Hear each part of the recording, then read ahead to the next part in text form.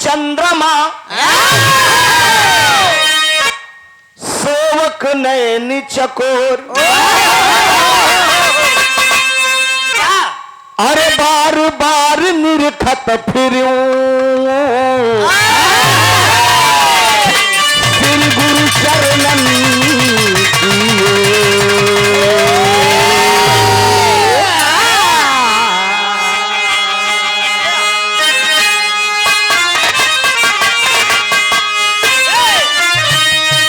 नमो नमो बिंदेश्वरी मां नमो नमो जगदम्बा। अरे भक्ति जननी के कार्य हितमा अब करती कहाँ विलंब।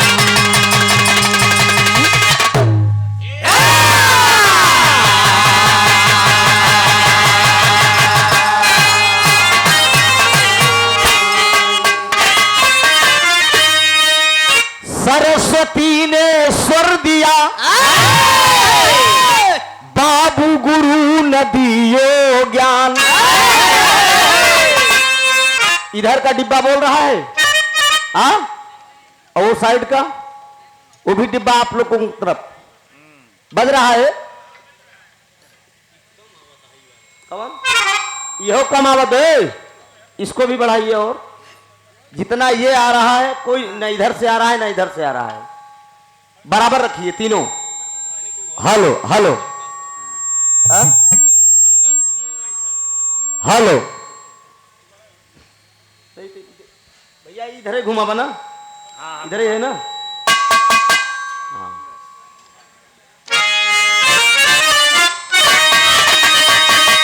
स्वामी से सेवक बड़ा अब चारों युग में प्रमाण। अरे से तू बाधे थे राम जी कर लांगे थे हनुमान।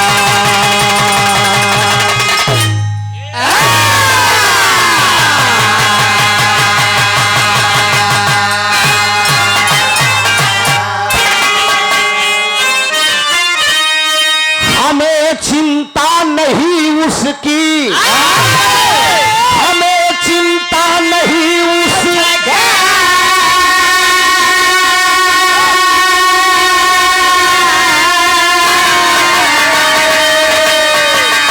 अरे उसे चिंता हमारी।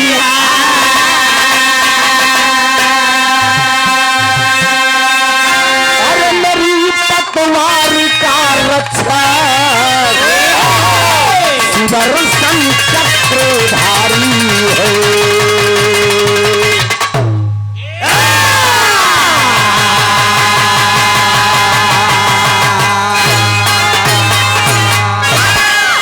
हे जगदम्ब विलंब न कीजे, हे जगदम्ब विलंब न कीजे।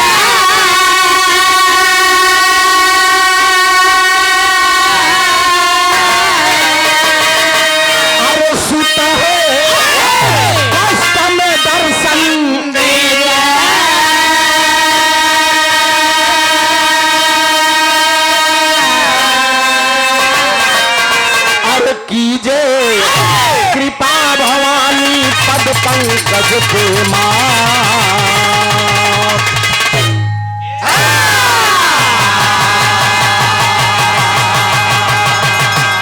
जय कृपा भवानी पद पंकज पे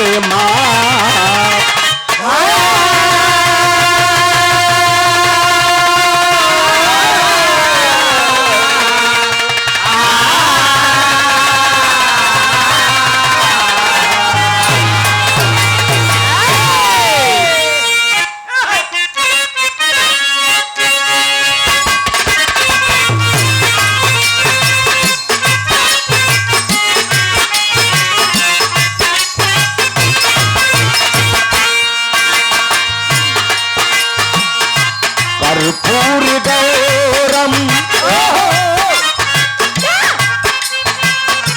कर्पूर गौरम गौरम संसार सारम भुजगेन्द्रहारम कर्पूरी गौरम करुणावतारम संसार सारम भुजगेन्द्रहारम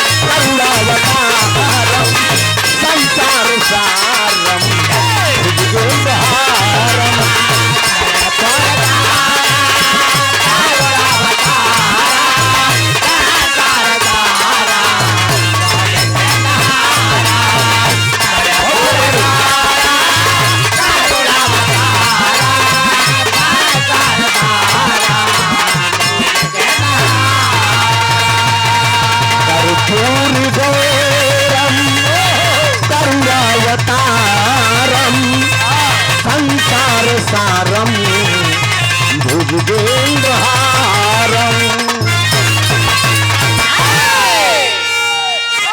और आज इस ऐतिहासिक धरती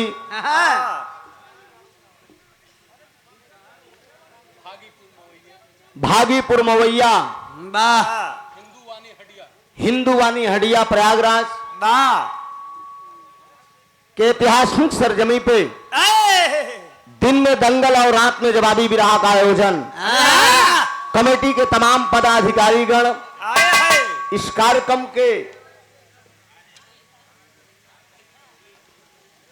आयोजक साहब क्या नाम है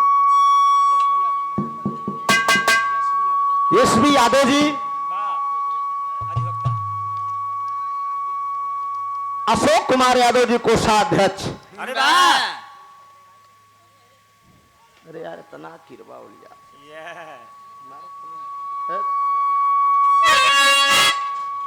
इसको हटाओ यार, दूर से कहूं लगावे चाहिए यार, एकदम यही खोपड़े पे लिया के बांध देबे तो किरवा उड़ी है ये।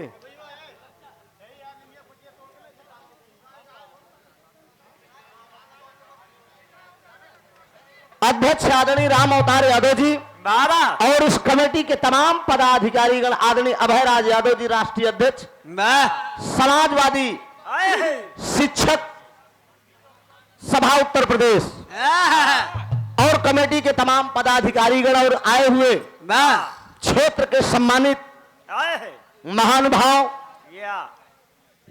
क्षेत्र पंचायत सदस्य, जिला पंचायत सदस्य, कार्यक्रम के मुख्य अतिथि साहब, ग्राम प्रधान कोटेदार साहब और समाज के तमाम सम्मानित महान भाव, कार्यक्रम आप सबका है, इसे बढ़िया ढंग से आप लोग संपन्न करिए। मैं गायक कलाकार त्रिभुवन नाथ यादव, थाना थरवई, गांव मोहरिया मौजा भिदूरा प्रयागराज से आप सबका हार्दिक अभिनंदन एवं स्वागत करते हैं। दोस्त त्रुटियों के लिए क्षमा प्रार्थी हूं। बगल के मंच पे भगवान भोलेनाथ की नगरी काशी से विराजमान श्रीमती नीतू राज जी, आपको और आपकी पूरी टीम को मैं वंदन अभिनंदन कर रहा हूं। प्रयागराज के धरती पे हार्दिक स्वागत है। अब भाई कहीं न मिले तो वहां स्वागत ना हुई, लेकिन हमारा जिला जवारा बहुत बहुत वंदन अभिनंदन है। त्रुटियों के लिए क्षमा प्रार्थी हूँ साथियों। दोनों भगत माई के दरबार में जात बा, माँ से विनती करते हुए कहता है, माँ तेरा बड़ा रमणीय स्थान है, तेरे चरणों में बड़े बड़े भक्तों का डेरा है माँ। लाइन बा डॉक्टर साहब।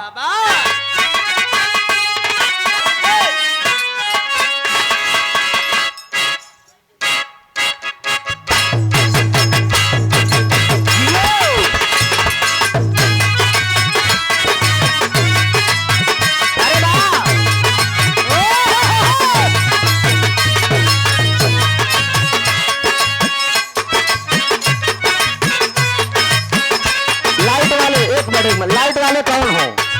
तुम हो? मुन्ना लाइट वाले हो?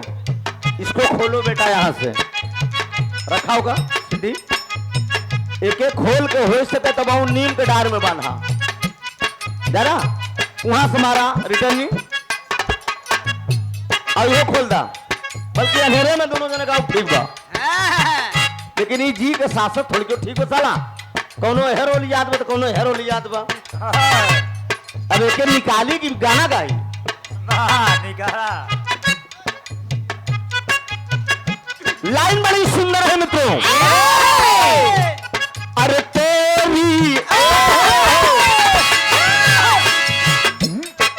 तेरी अंगली पकड़ के चला, तेरी अंगली पकड़ के चला,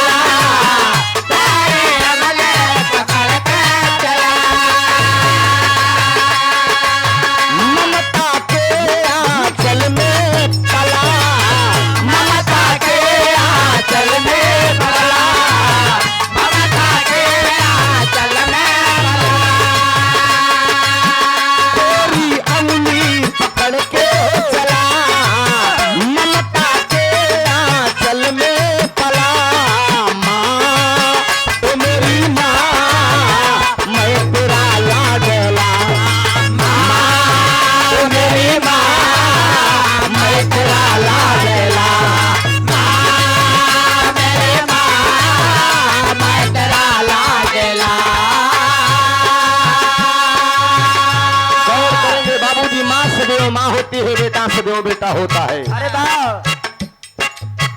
तेरे द्वारे मैं आ गया, तेरे द्वारे मैं आ गया, तेरे द्वारे मैं आ गया, तेरा सहारा मैं पा गया, तेरा सहारा मैं पा गया, तेरा सहारा मैं पा गया, मैं आ गया, तेरा सहारा मैं पा गया, माँ मेरी माँ मैं तेरे द्वार आ गया, माँ मेरी माँ मैं तेरे द्वार आ गया, माँ मेरी माँ मैं तेरे द्वार आ गया।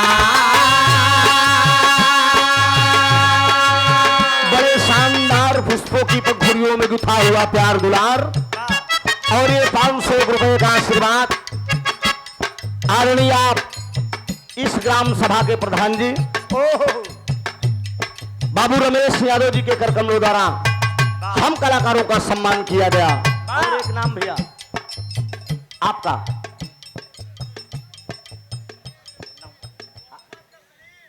आदरणीय मोहम्मद तस्लीम साहब, लगे रहो ठाकुर साहब, सुंदर पुष्पहार और 200 रुपए का आशीर्वाद आपने देकर हम कलाकारों का हौसला बुलंद किया है। सलाम कबूल हो, दुआ दे हम बच्चे अपने फन में सदा कामयाब हों। पढ़े लिखे भाई जो होंगे गौर करेंगे एक एक लाइन पे। इस लाइन को आदरणीय श्याम बहादुर सिंह जी, भैया का नाम ये रहा, हमारे साथ पहले वो संगत करते थे, ठाकुर साहब, उन्होंने लिखा था, ऊंचे शिखर पे बैठी हूँ माँ मेरा,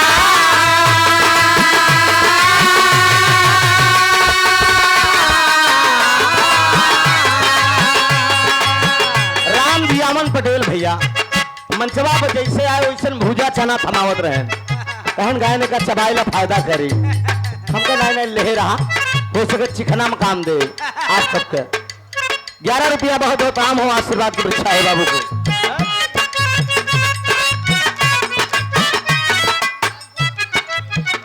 धर्मराज जी, धर्मराज गुड़वाना से 21 रुपया बहुत बहुत आम बाबू को। ऊंचे शिखर पे बैठी तेरा बसेरा, ऊंचे शिखर पे बैठी माँ तेरा बसेरा, हरदम लगा रहता है बाबा तुम्हारा, हरदम लगा रहता है बाबा तुम्हारा, हरदम लगा रहता है बाबा तुम्हारा।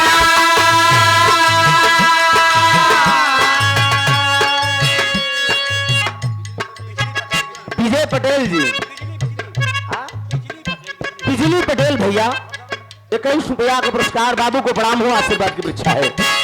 ऊंचे शिखर पे बैठी हो माँ तेरा बसेरा, ऊंचे शिखर पे बैठी हो माँ तेरा बसेरा, हरदम लगा रहता है बाबा तुम्हारा, हरदम लगा रहता है बाबा तुम्हारा, हरदम लगा रहता है बाबा तुम्हारा।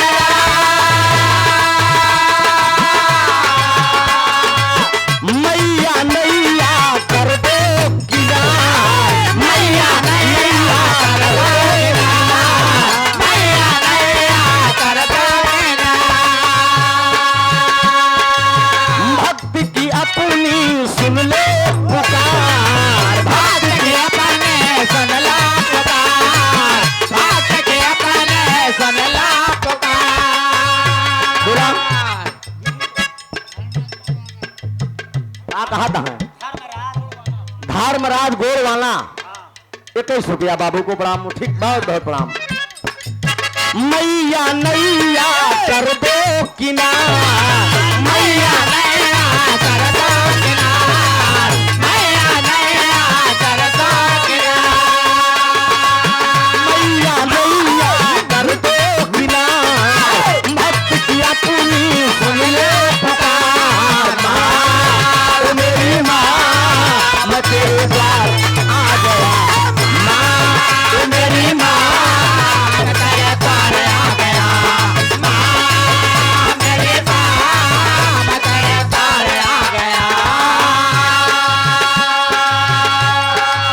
इतना ही नहीं माँ, सुना है बड़े बड़े भक्तों की लाज आपने बचाया है। एक बेटा विनती करते हुए कहता है माँ तो सदैव माँ होती है मित्रों, बेटा सदैव बेटा होता है। दूसरी लाइन में भक्त का कहना है साजी आवाज लाज गुनाहगार बचाओ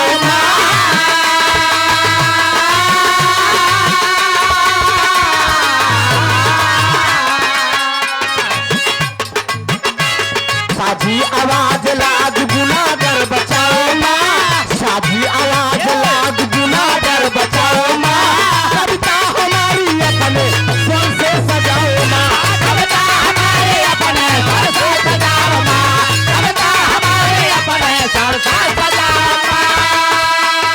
बड़ी ऊंची लाइन लिखी गई है मित्रों, हिस्से पे बड़ा गौर करेंगे आप लोग। साजी आवाज लाज गुनाहगार बचाओ माँ, साजी आवाज लाज गुनाहगार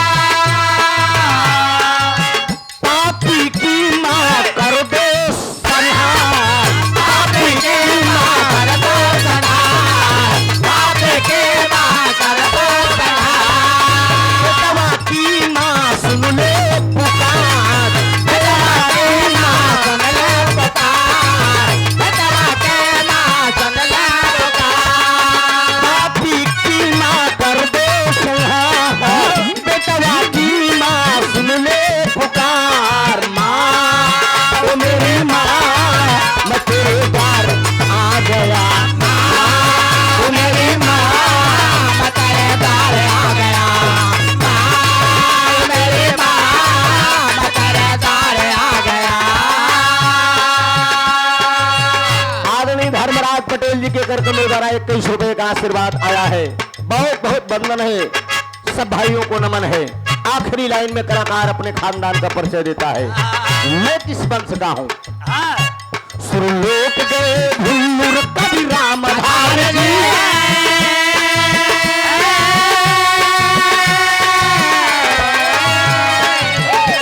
सुरलोक गए भुल्लुर कवि रामधार जी, सुरलोक गए भुल्लुर कवि रामधार जी।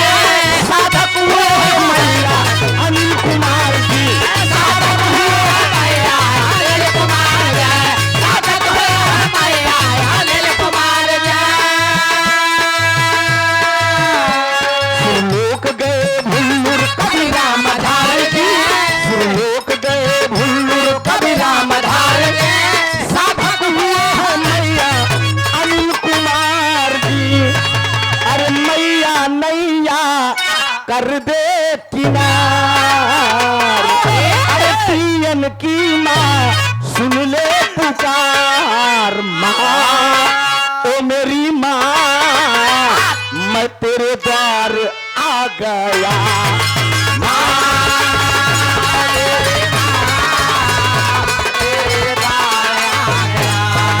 माँ मेरी माँ, तेरे द्वार आ गया।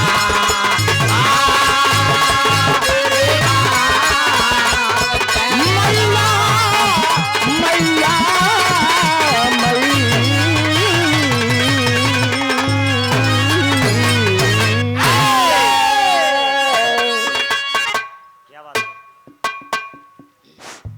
विराह गायक कलाकार आप चंद्रभूषण यादव जी नासिर पट्टी से 201 रुपए का आशीर्वाद आया है। बहुत सुंदर कलाकार हैं भाई। आज से करीब 15 साल पहले भाई से कार्यक्रम हुआ था गुरियों में। हम थे वो मिर्जापुर की सरगम चंद्रभूषण जी, 3 कलाकारों का मंच लगा था ना गुरु। बड़ा बेजोड़ विराह भरान। 201 रुपए का पुरस्कार भैया को बहुत बहुत प्रणाम। आशीर्वाद की परीक्षा है धर्मराज पटेल जी माननीय महोदय जी के कार्यक्रम द्वारा। ये कहाँ? गुणवान। अच्छा, गुणवाला से धर्मराज पटेल टोपी वाले 21 रुपया का पुरस्कार। बहुत बहुत वंदन अभिनंदन। माई का वंदना हो गया डॉक्टर साहब। एक लाइन कोनो झटके में बजावा, एक गीत गा के नंबर पड़ोसी के दे दी।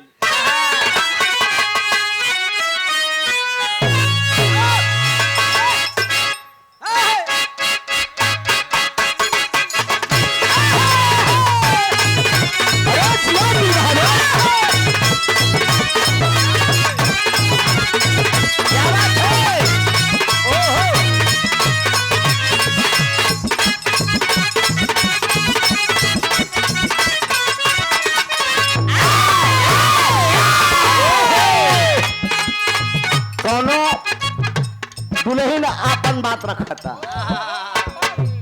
आपन एगो लड़की बा बड़ी मनसा होकर रहन। मेहरारू अकुआरी लड़के अक्सर सुमार का व्रत रहा लग रहा ठाकुर साहब। यह लाइन हमारे हारमोनियम मास्टर प्ले कर रहे हैं। सीधी का पूजन कुआरे में, भोली मंदिर भिनसारे में।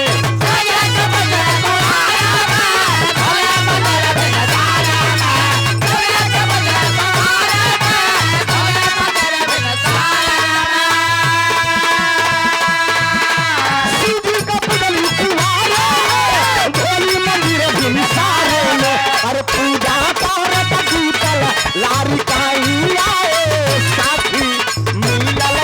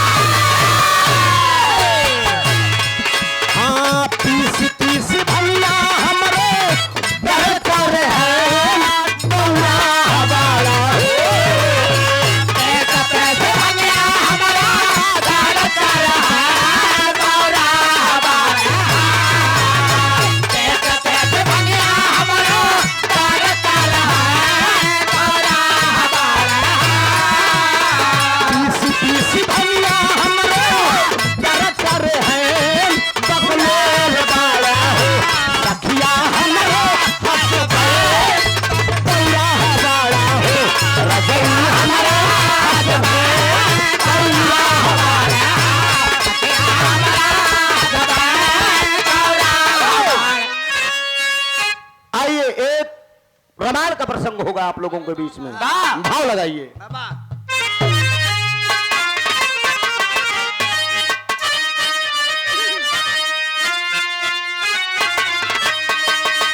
अरे लंका जीत राम घर आए, अरे लंका जीत राम घर आए,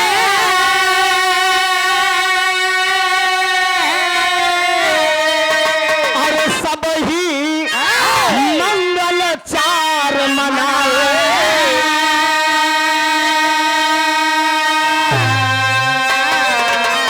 अरे बोले जामवंत जी सुनिए बात हमार,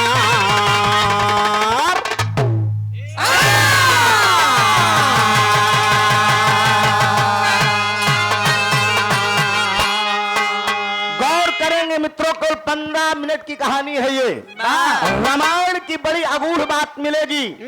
मेरा दावा है, कोशिश है, ऐसी कहानी जल्दी आप लोग नहीं सुने होंगे। भगवान पुरुषोत्तम मर्यादा राम लंका से विजय हासिल किए, त्रिलोकपति दशकंधर का वध किए, और जब दशकंधर का वध किए, वध करने के बाद विभीषण का रात तिलक कराए। आज शक्ति जगदम्बा सीता सहित अयोध्या आ रहे हैं। रास्ते में विमान रुक गया, भगवान पुरुषोत्तम मर्यादा राम सबकी विदाई कर रहे हैं। नील नल अंग जामवंत बजरंगी सबको विदा कर रहे हैं। भगवान राम की भाइयों, आप लोगों ने मेरा बहुत साथ दिया है, आप लोग अपने अपने घर को जाएं। और जब सबका विदाई करे लगे तो जामोहन जी लागन दे ही अपन, जब लागन दे ही ऐसे ऐसे तो भगवान राम मुस्कुराए देन कहे तोहका का होई गे, तोहरे का भा प्रभु, इतना दिन तोहरे साथे लड़ाई लड़े, लेकिन बुढ़ौती में कोनो मन का लड़वैया नहीं मिला। भगवान राम कहे तोहका इतनी बड़ी लड़ाई में हम लई गए, अब तोहका मन कभी कोनो लड़वैया नहीं मिला। वादा होता है तेरी का भाव है डॉक्टर साहब।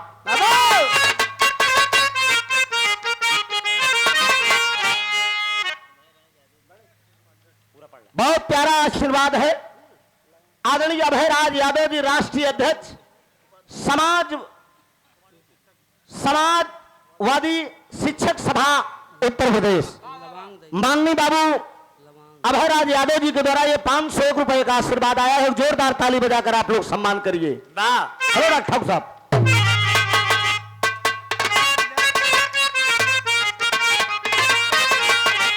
अरे मोरे राम मिलनवा कहिया होई रघुबर,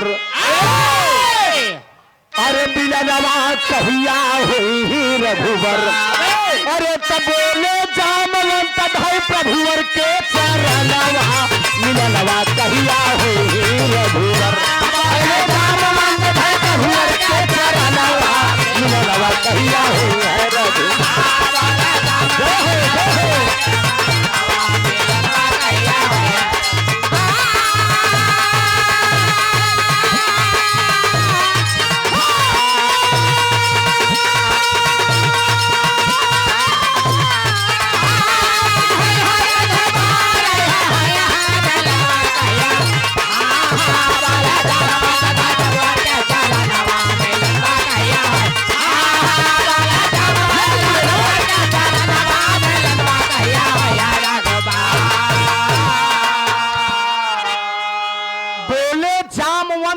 प्रभुवर के चरणवा मिलनवा कहिया हुई ही रघुबर। जामुन जी भगवान राम का पैर पकड़ लिए, कहन अब के बाद हमारा आपका मुलाकात कब हुई। भगवान पुरुषोत्तम मर्यादा राम जामुन के जब बुढ़ौती में बहादुरी देखे, कहन अरे बाप रे बाप, तोहका मन के कोनो लड़वैया नहीं मिला। वही वादा करने लगे दोस्त, और ये बड़ा प्यारा आशीर्वाद आया है समाजवादी पार्टी के उपाध्यक्ष आदरणीय डॉक्टर राजेश यादव जी सुनौटी बदरा से, और आदरणीय समाज के सम्मानित जन जन में प्यार दुलार पाने वाले हम कलाकारों के कदरदान कलाकारों को तराशना आदरणीय हमारे धर्म के मामा आदरणीय त्रिवेणीपुरम झूसी से भुवर यादव नेताजी और श्याम यादव भोजपुरी कलाकार श्याम भोजपुरिया के नाम से आप प्रसिद्ध हैं। हमारे जिले जवार के बड़े अच्छे कलाकार आप हैं, क्लासिकल कलाकार आप हैं। मैं वंदन अभिनंदन कर रहा हूं ब्रह्मा विष्णु महेश तीनों महान भावों की तरफ से ये 500 रुपए का आशीर्वाद आया है। एक जोरदार ताली से आप लोग सम्मान करिए। बहुत बहुत वंदन है, अभिनंदन है साथियों। कहना है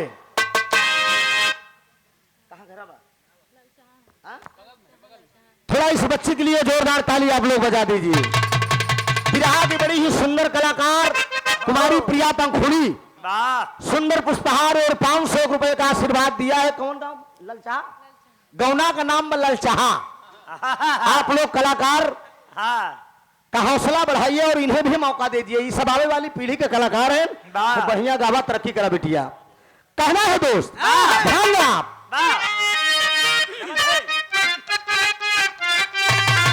यह डांस चलाऊंगा कि अरे तोहरे करनवा छाई,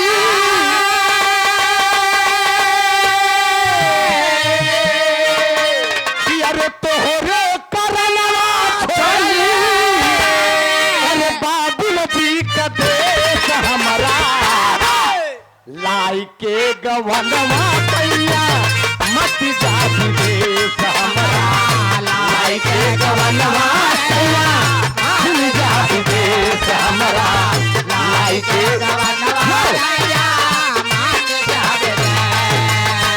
तोहरे करनवा चढ़ले, तोहरे करनवा चढ़ले, बाबुल जी का देश हमारा लाई के गवनवा कैया मत जा देश हमारा,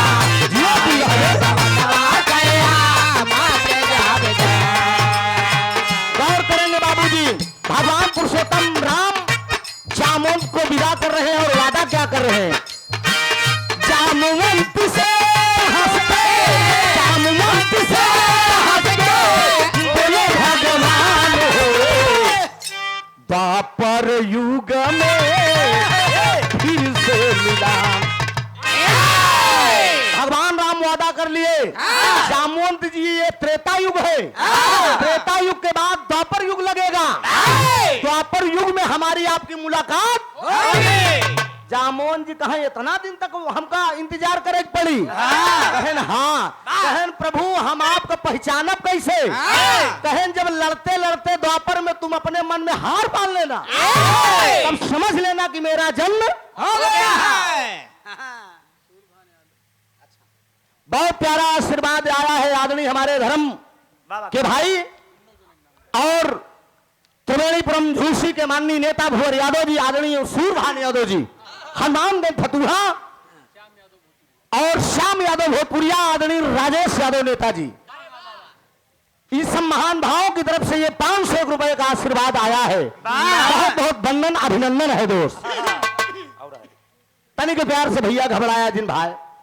बिरहा कमेटी अध्यक्ष दो गहना राजपद गुप्ता, बाबा सेठ, RSG ईट के आप मालिक हैं। दो गहना से जहां भाई हाल में बिरहा 2 तारीख के भरान आदरणीय विजयलाल जी के और सरोज सरगम देवरिया और देवदहना का मंच हमार शुरुआत की नाटे मंच का हम शुरू करे रहे हैं।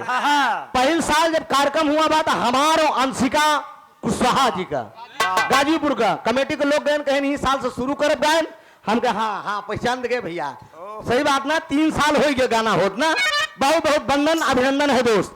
कहना है बाबूजी, एक मिनट फरछा बजे पहले जनता में भगवान राम वादा कर दिए कि द्वापर में हमारी आपकी मुलाकात होगी। कहे लड़ते लड़ते अपने मन में हार मान लेना, तब समझ लेना मेरा अवतार चल दियो। तो हुआ क्या?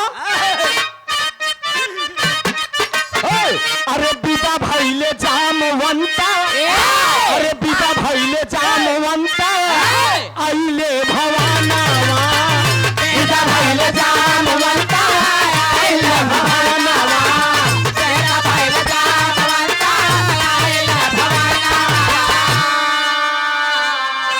अरे बीता भाई ले जामवंता, आइले भवानावा, अरे जामवंत के जामवंती करीना। जामवंत जी अपने घर आ गए। जामवंत के पास एक जामवंती नाम की लड़की थी जिसका नाम था जामवंती। बड़ी खूबसूरत थी और समय का चक्र धीरे धीरे बीता।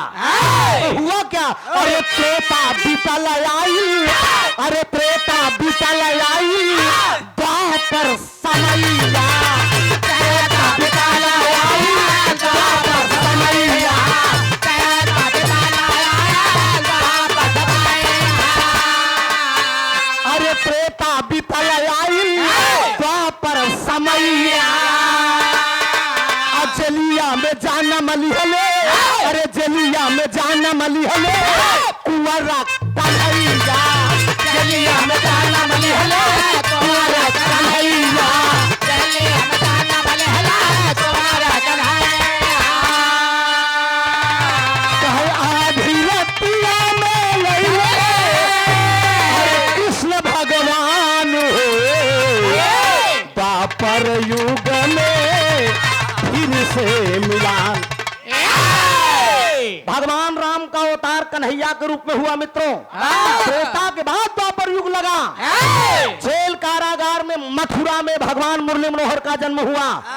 रात ही रात वो गोकुल पहुंच गए। लेकिन जब गोकुल पहुंचे, जरा समाज के सम्मानित बिरहा के मेरे मुकद्दर के मालिक, जरा गौर करिएगा बाबूजी। जब गोकुल में भगवान कन्हैया पहुंचे, वहां पे एक सुंदर नगरी का निर्माण किया।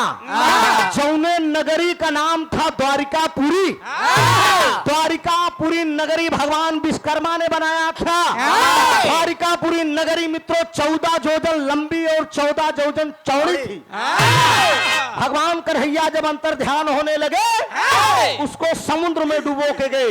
आज भी वैज्ञानिक रिसर्च चल रहा है उस पे कि अगर वो द्वापरपुरी नगरी अगर मिल जाती, मेरा हिंदुस्तान सोने की चिड़िया हो जाता। लेकिन उसी द्वारिकापुरी नगरी के अंदर एक यादव खानदान था। दोनों सगे भाई थे। क्या नाम था?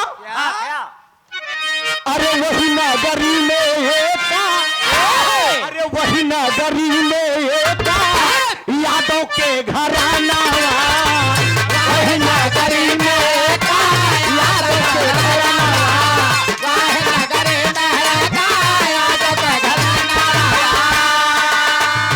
अरे वही नगरी में एक, अरे यादव के घराना, सत्यजीत प्रसेंजित रहले, अरे सत्यजीत प्रसेंजित रहले,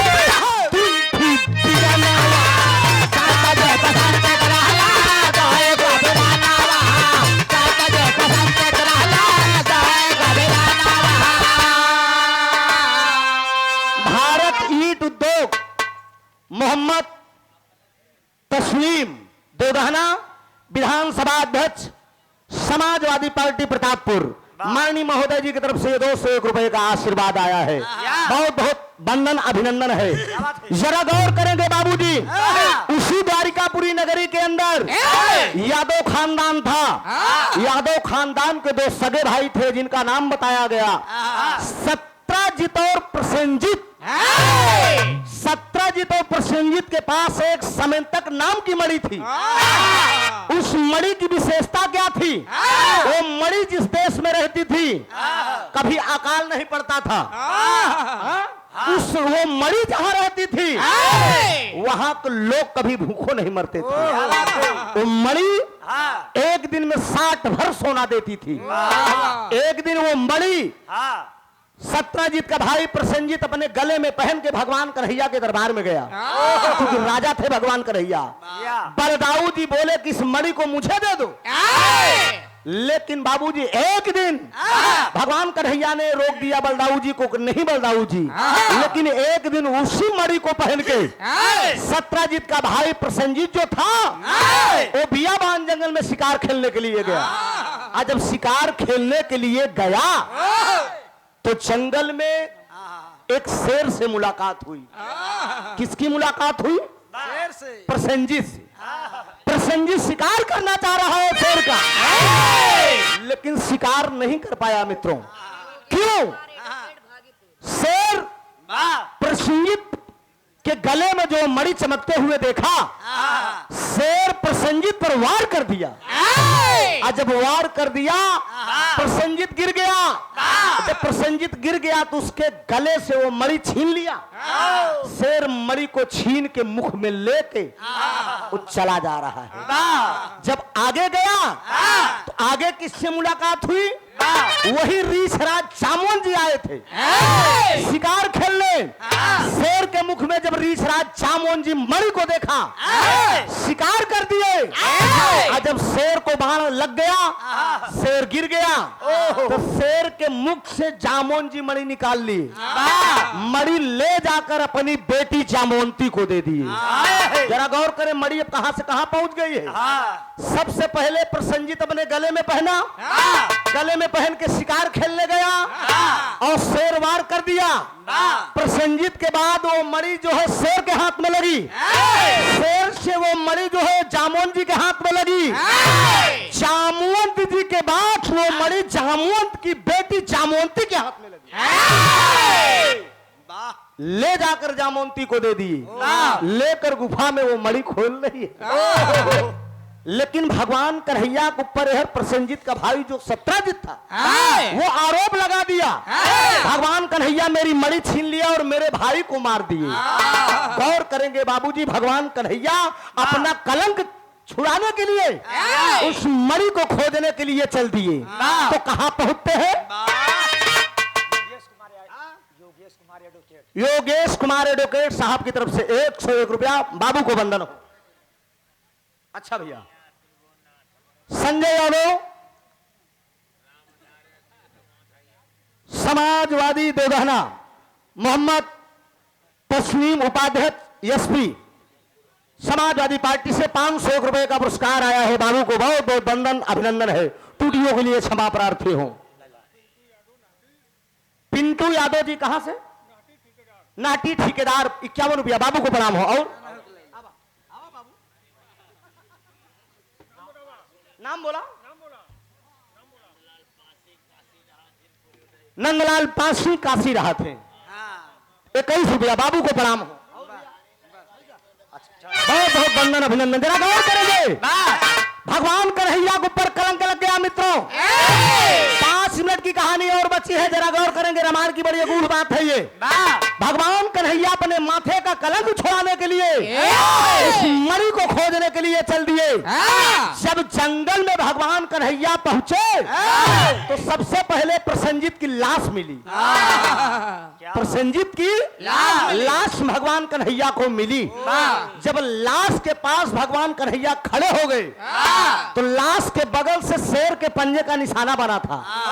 शेर के पंजे का निशाना पकड़े पकड़े जब भगवान कन्हैया गए तो आगे शेर भी मरा पड़ा हुआ था। जब शेर मरा पड़ा हुआ था तो भगवान कन्हैया फिर आगे बढ़े तो पंजे का निशाना किसका बना था? रीछराज का। रीछराज के पंजे का निशाना जब पकड़ के जब गए तो कहां पहुंचे? इशारा किया गया, अरे खोजता खोजता आइले, अरे खोजता खोजता आइले गुफादारी माना। खोजता खोजता आइले गुफादारी माना। खोजता खोजता आइले गुफादारी माना। नंदलाल पासी काशी निवासी।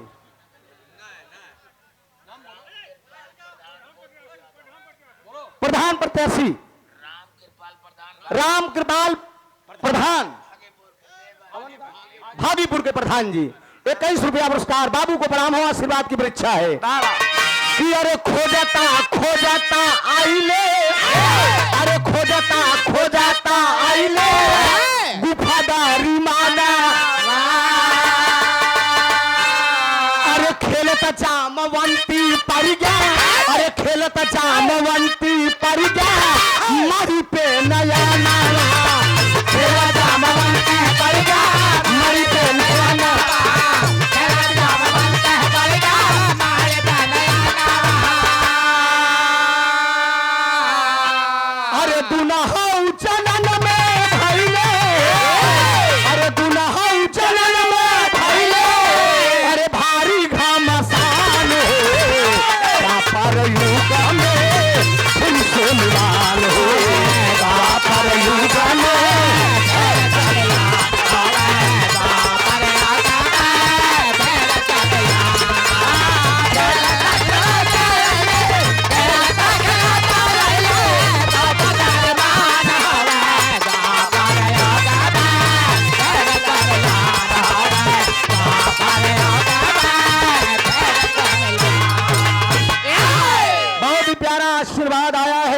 विश्राम यादव जी,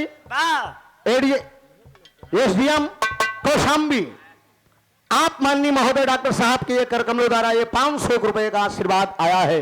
बहुत बहुत वंदन है, अभिनंदन है। पूर्व प्रधान, भूतपूर्व प्रधान राम कृपाल यादव जी, कहां से भागीपुर से 21 रुपया, बहुत होता नहीं, बैठ जाता आराम से। कहूं से हमर भैया है, अरे हमार बहुत पुरान साथी है ना, अक्सर है कहती आई तो मिलत है, एक पैसा दे दाएं हो तबे खड़ा होया, बाकी खा पियत रहा आराम से, कोनो दिक्कत नहीं बा। ध्यान दो बाबूजी, बीच बीच में उड़ जावा करा लाइक पैसा। ए बाबूजी ध्यान दीजिएगा, हर जामुन जी ले जाकर उस मणि को अपनी बेटी जामवंती को दे दिए। जब अपनी बेटी जामवंती को दे दिए तो लेकर मणि खेलने लगी। जब मणि लेके खेले लाग तो जामवंत जी तंद्रा में सोवत है बगली। अब भगवान कन्हैया जब गुफा में झाके तो जामवंती मणि लेके खेले में जुटी रहा है। भगवान कन्हैया उस गुफा में प्रवेश कर गए और जब गुफा में प्रवेश कर गए तो जामवंती के हाथ से मणि छीने चाहता है, लगा दिए हाथ मणि में भगवान कन्हैया। और जब मणि को छीनना चाह रहे हैं तो भगवान कन्हैया मणि अपनी तरफ छीनता है और जामवंती अपनी तरफ। अब दोनों दोनों में जब खींचा शुरू बा, भगवान कन्हैया ना छोड़त थे ना जामवंती ना छोड़त बा। इतने में बाबूजी बगल कंदरा में जामोन जी सोवत हैं। जामवंती आवाज दे रही है, बाबू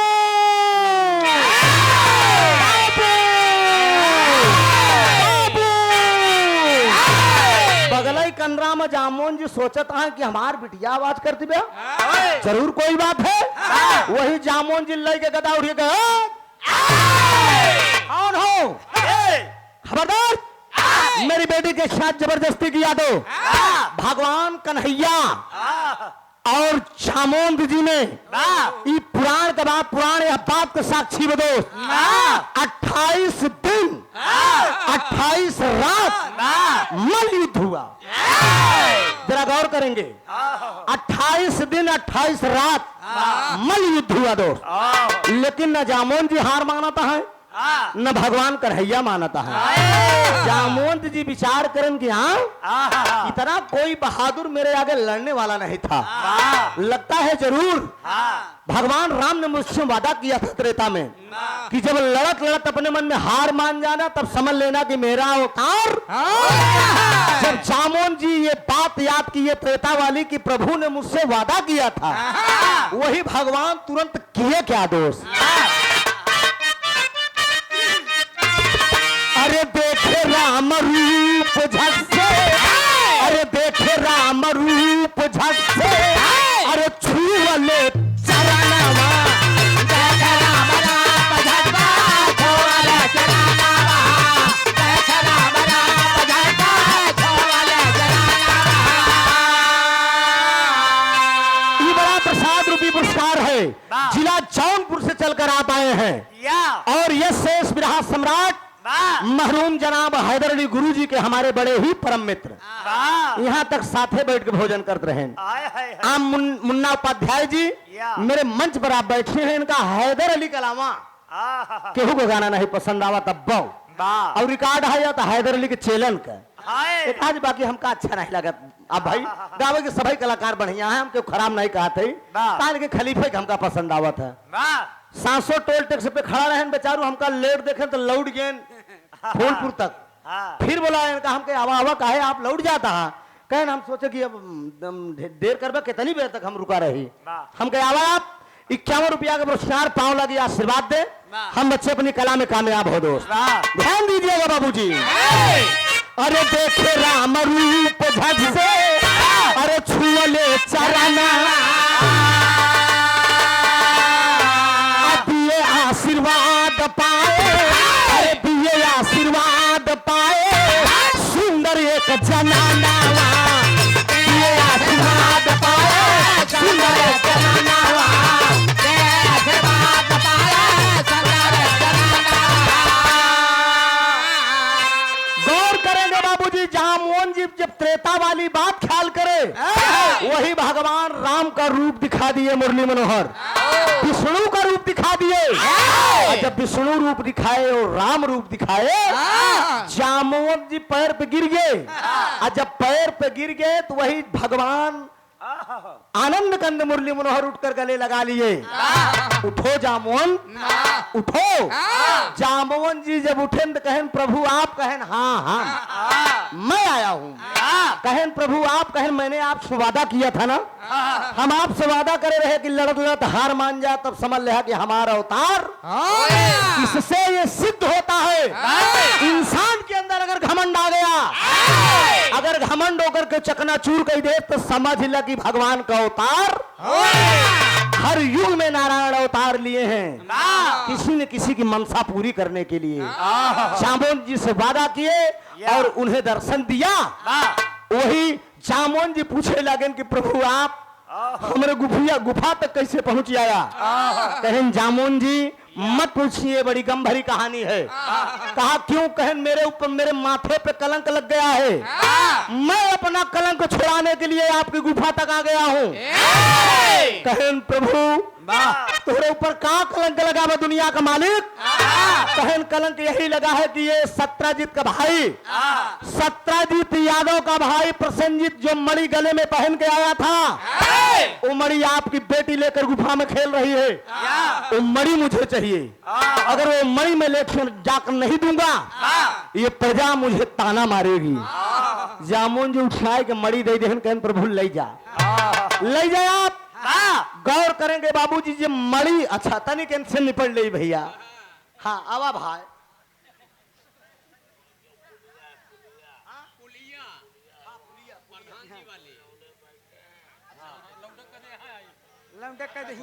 अच्छा पुलिया पे जवन तू लौंडा बैठा है भैया, यहाँ चला आवा, बदतमीजी ना करा। हाँ इनकर कहना बा कमन पासी,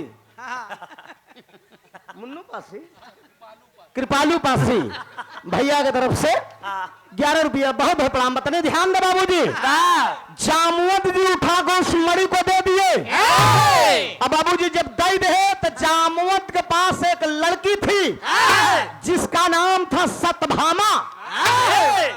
एक बात और याद कर ले, भगवान कन्हैया 8 मेहरारू आशीष मनीष ध्यान दे, भगवान कन्हैया 8 मेहरारू रीत रिवाज से ले आए रहे, पिया के उधार के नहीं, असली वाली पिया के जो असली मेहरारू रही नहीं, 8 ही रही। सत्यभामा, कालिंदी, जामवंती, रुक्मिणी, ऐसे करके 8 पट रानियां थी। पहली औरत सत्यभामा, सोच ला ये सत्यजीत की बेटी थी। जामुन जी उठा के जब मणि दे रहे तो कहें प्रभु ले जा, हमारे पास एक बिटिया बा। कहें जामवंती, जामवंती को ब्याह के मणि दहेज रूप में लेके जब द्वापर में द्वारिकापुरी आए, जब सत्यजीत के दे लागे तो सत्यजीत मणि लौटाए दे, अपने बिटिया का ब्याह कर दे। यानी जामवंत जी करें जामवंती के साथ और सत्यजीत करें सत्यभामा के साथ। तू मेहरारू मणि पुनः वापस आई। मणि चारों युग में थी दोस्त। सतयुग में उसी मणि का नाम था मणि, त्रेता में उसी मणि का नाम था चूड़ामणि, द्वापर में उसी मणि का नाम था समंतक मणि, कलयुग में उसी मणि का नाम है कोहिनूर हीरा। जो कलयुग में रानी विक्टोरिया की बेटी एलिजाबेथ के ताज में आज भी वो मणि है। अंग्रेज शासन में राजा अकबर के जमाने से ये मणि हिंदुस्तान से चली गई है। रानी विक्टोरिया की बेटी एलिजाबेथ के ताज में आज भी वो मणि है। वो मणि एक दिन में 60 भर सोना देती थी। उस मणि की यह विशेषता थी, जिस देश में रहती थी वो कभी गरीब वो देश नहीं होता था। इसीलिए मेरा हिंदुस्तान सोने की चिड़िया कहलाया। लेकिन आज ये सोने की चिड़िया खोखली हो चुकी है दोस्त। हमारे देश के तमाम नेता, मैं किसी पार्टी की बात नहीं कर रहा हूं, तमाम राजनीति के नेता लोग कहते हैं देश की मैं गरीबी दूर कर दूंगा, देश को मैं सोने की चिड़िया बना दूंगा। लेकिन तुम नाथ यादव एंड पार्टी गायक कलाकार होने के नाते, भारत देश का एक नागरिक होने के नाते मैं सवाल करूंगा आपसे, देश की गरीबी मत दूर करो, केवल मणि कोहिनूर हीरा हमारा वापस ले आओ। रानी विक्टोरिया की बेटी एलिजाबेथ के ताज से केवल मणि वापस ले आओ, निश्चित है मेरे देश की गरीबी दूर हो जाएगी मित्रों। लेकिन आज तक कोई माई का लाल नेता पैदा नहीं हुआ इस मणि के विषय में कोई चर्चा करे। केवल एक नेता चर्चा किया था, एक नेता। कौन? हमारे देश में उस समय प्रधानमंत्री थी स्वर्गीय इंदिरा गांधी जी। स्वर्गीय इंदिरा गांधी जी इस मणि के लिए राष्ट्र संघ में केवल एक पेशी लड़ी थी। तब से आज तक फाइल कहां दब गई? तमाम प्रधानमंत्री बने, लेकिन हिपा कहू विचार कि मणि मेरे देश की कहां है। हम भारत के प्रधानमंत्री दामोदर दास मोदी साहब से भी देश का एक नागरिक होने के नाते रिक्वेस्ट करूंगा कि रानी विक्टोरिया की बेटी एलिजाबेथ के ताज से वो आज मणि कई खंड में हो चुकी है, केवल मणि वापस ले आ दीजिए आप, भारत देश की गरीबी दूर हो जाएगी। ये मेरा चैलेंज है, यही संभाव खत्म हो रहा है।